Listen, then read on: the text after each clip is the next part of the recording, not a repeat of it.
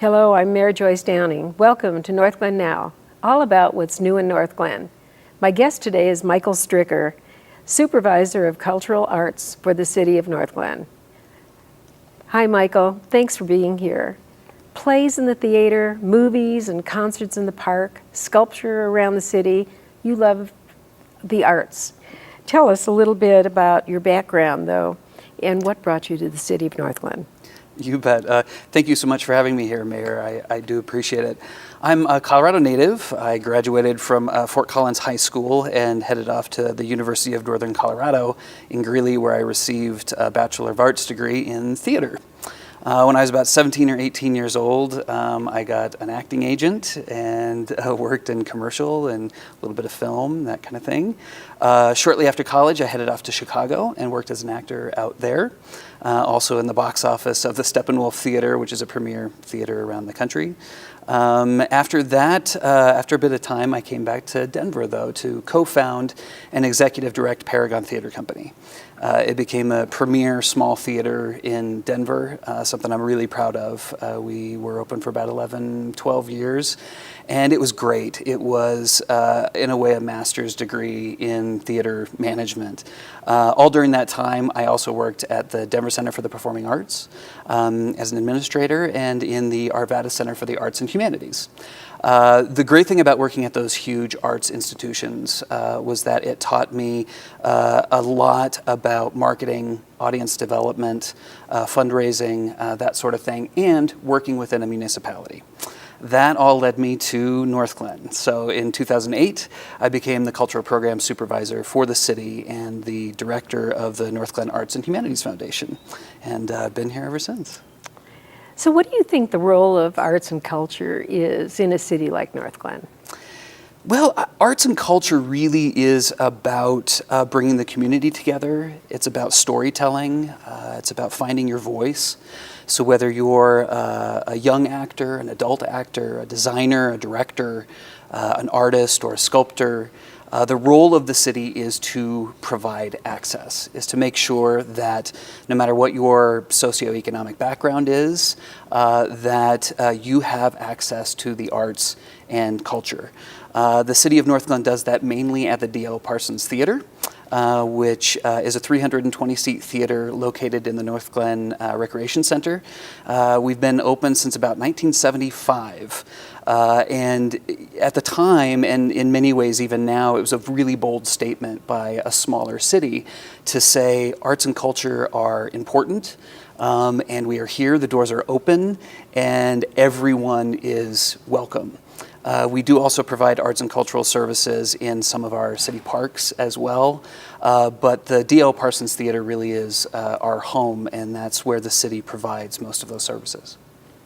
Well, let's talk a little bit about performances at the theater first. Mm-hmm. You mentioned acting opportunities for youth as well as adults.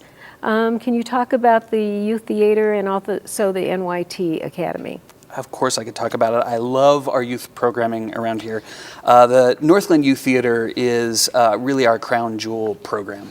It's been around for over 20 years. It has received more National Youth Arts Awards than any other youth theater company in the state. It is a program that we provide for youth ages 8 to 18. They audition for the program, sometimes against 100 other youth.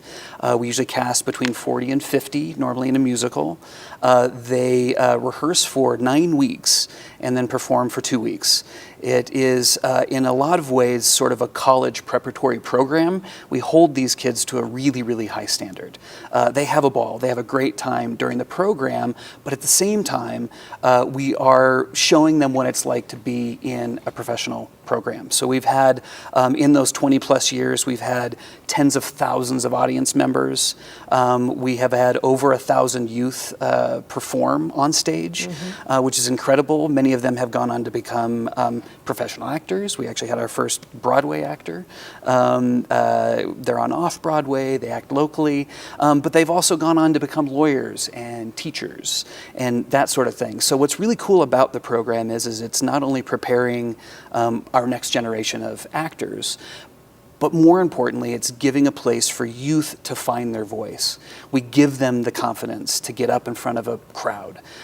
We give them the confidence to be in a group and work as a team and find their own voice. So it's an incredible program that we're really, really proud of. Because of the success of that program, we actually started the Northglenn Youth Theater Academy, which is a more academic approach. So it's more about classes and camps where we're able to specialize for the kids. So they can take a class on Shakespeare or mask making or improvisation. And that way we are able to give them a great student to teacher ratio, about 10 to 1, where they get an education as to whatever that specific topic is, which then prepares them either for Northglenn Youth Theater or their student productions at their schools or beyond. One other program that we have provided for a long time, since about 1988 actually, is Missoula Children's Theater. It's based out of Missoula, Montana, and we host them twice a year. So we contract with Missoula, they provide us with 2 directors, and our local youth audition on a Monday, and then they perform on Saturday. So it's a really quick program, but it's a great way for kids 6 to 18 to get a taste of theater. They get up on the stage, they get to work with some of these professionals from out of state, and it's a great way for kids to get an introduction to theater. It sounds exciting. It is, yeah, it's a lot of fun. Can you tell me about the Northglenn Players? Absolutely. That's also due to the success of Northglenn Youth Theater. What happens is once these kids turn 19, we never get to see them again. They go off to college, they go off to act other places, and we really didn't have a place for them to come back to. We had also heard a lot from their parents because the parents get really involved in the program, and they kept asking for an adult acting program. So we started Northglenn Players. It's 4 or 5 years old now, and we keep growing every year. It's amazing the demand on this program. What's unique about the program is that we take some of the best professionals in the state, directors, choreographers, designers, and sometimes actors, and we put them on stage with our local actors.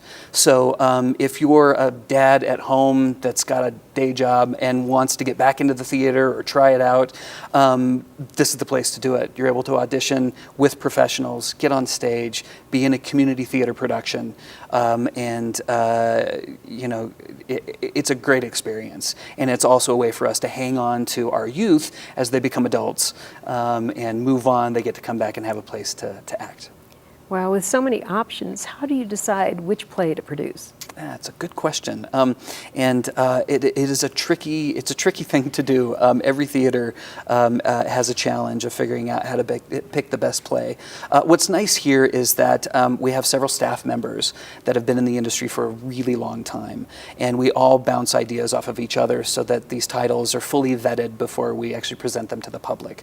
And we're looking for criteria in making sure that the show is accessible to everyone, making sure that it's family friendly, that we actually are able to cast it, that we can afford to do the production, because every production has different cost benefits and challenges, and we make sure that we can meet all of those criteria and that we can put up a good product. And we then present those titles to my boss, and then we get it approved and put it out to the public. Great. Now let's talk a little bit about Acapella. Yes. It's really very popular right now. It's very popular, absolutely. Yeah, a few years ago, we noticed that in the marketplace, acapella was becoming popular again.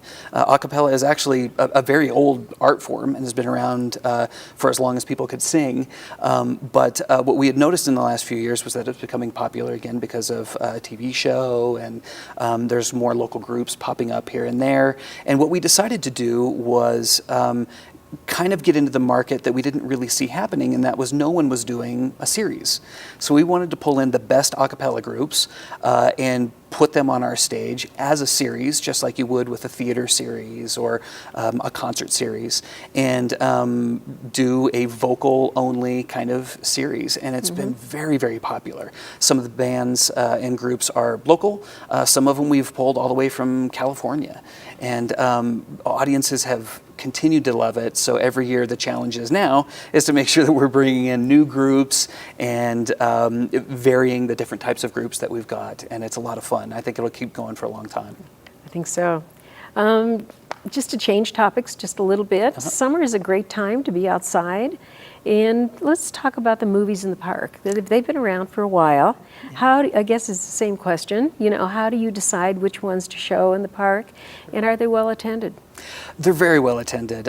This too is another program that we did because the market was asking for it and citizens wanted it. It's free to anyone that wants to attend.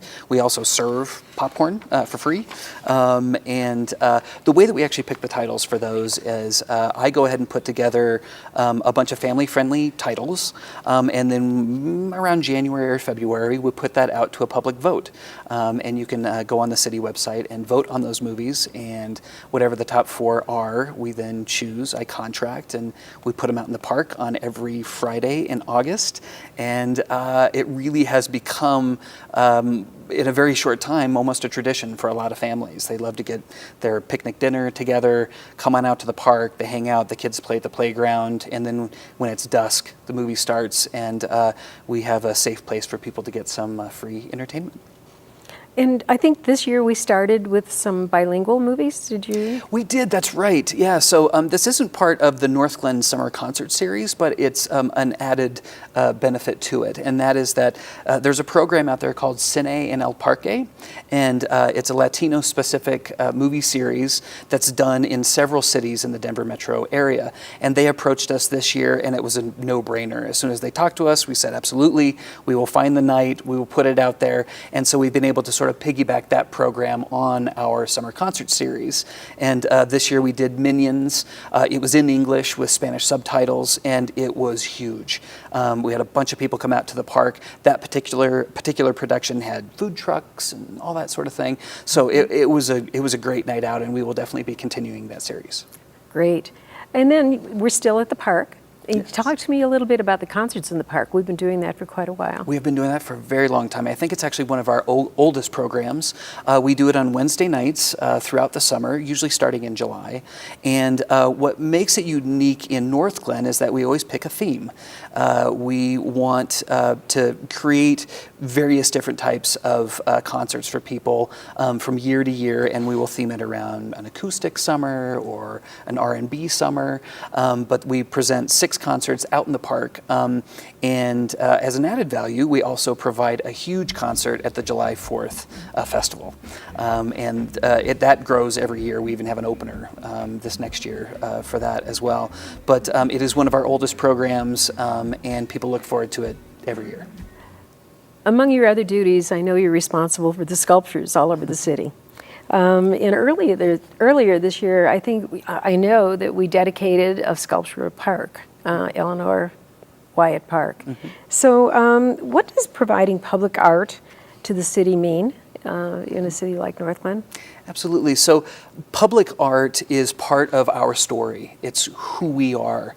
It is about beautifying Northglenn, and most importantly, this program, more than any other program, really represents accessibility.